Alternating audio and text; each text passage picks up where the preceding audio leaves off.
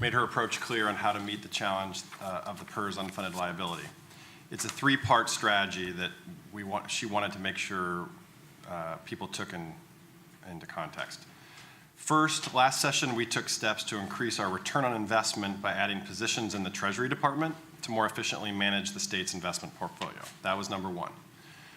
Number two, looking forward, Governor Brown wants to pursue cost and risk-sharing options for PERS members to create a more sustainable system.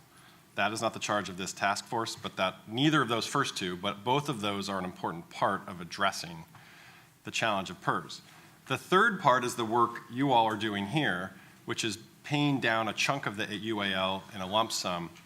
We will therefore be able to reduce payments for employers and stabilize the system. The work of this task force is not the only thing that the governor is expecting will help address the PERS challenge. In the sometimes breathless press coverage of this board's deliberations, a couple of things are frequently overlooked. One is how a lump sum payment on the UAL will stabilize the system. If we do nothing, employer rates will likely top 30% of payroll in 5 years, depending on market returns.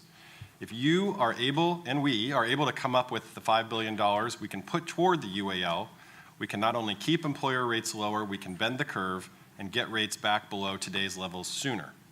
This exercise isn't a fire sale of assets to avoid making hard decisions about employees' contributions to PERS. The governor has made it clear that to fix PERS, we must consider both. Is Jeff Mapes here? No. Two is that from the beginning, Governor Brown has said that this process is going to be uncomfortable. But in order to be fair to taxpayers, we must evaluate every option in a transparent way, even if they are controversial. This is the responsible approach. Many of you have asked for clarification about the governor's charge and what types of ideas the governor is looking for. First, we don't want to unnecessarily limit the ideas you consider. The governor knows to expect a list of ideas and their implications and appreciates that each of you may not personally support each idea. Just because an idea is brought up in a public meeting doesn't mean you or the governor or anyone else thinks it's necessarily a good idea, or that it's even being seriously considered, or let alone that it will happen. This is a preliminary brainstorming stage, and it should be considered and described as such. Second, there are several ways we asked you to approach reaching the $5 billion goal, and the task force is doing an admirable job looking at all of them. This is not just about sales of state assets. This is also about encouraging, facilitating, and instilling additional discipline on both the state and local employers, and to weight addressing the PERS unfunded liability more heavily when they make and we make regular spending and budget decisions. Local employers will want to maintain maximum flexibility, and this is understandable. We are asking you to work with them, but also to push them. Third, identifying new ways to tax Oregonians or allowing local employers to tax them in new ways was not originally a charge of this task force. We have not wanted to limit the ideas brought forth, and we do believe this fits within the original charge. But we also thought it appropriate to bring this up now so the time you spend on these particular ideas don't come at the expense of pursuing other ideas.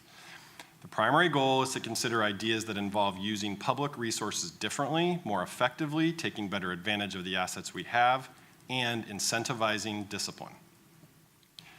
You have agreed to take on a difficult task, and the governor wants you to know she and her staff are here to help you get to the finish line. We are thrilled with the creativity to date, and we know there are no easy choices. Necessarily, many of these ideas will affect Oregonians. Not doing anything and watching employer contribution rates rise to their peak level will affect Oregonians too.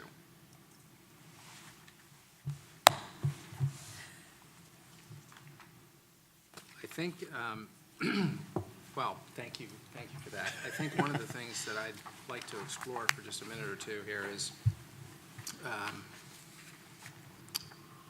making sure we understand what boundaries we want to set for what ultimately goes into the report. We made a decision at our first meeting to outline options and then lay out the implications and considerations and not come to a recommendation. So I think as we've gone through the process, I think that wisdom of that decision becomes clearer and clearer to me. But I do think one of the things that in many conversations I've had with all of you is that we are trying to take things that are either not at all material or we don't think make any sense off the list. We're not really spending much time on things that we think are just patently ridiculous or just awful policy. So I realize there's a subjective decision-making that goes around that. You know, I think what you said about individual members of the task force, I certainly embrace that comment, which is that by virtue of the fact that we're not trying to get to a consensus recommendation, it won't be something that everybody might agree with or sign up for. But I do want to make sure that we acknowledge that we are taking things off the list that we don't believe have any merit. And we're trying to cast the net widely, but there are still going to be some things that I think we've elected not to address. Any thoughts on that from other members of the task force? Or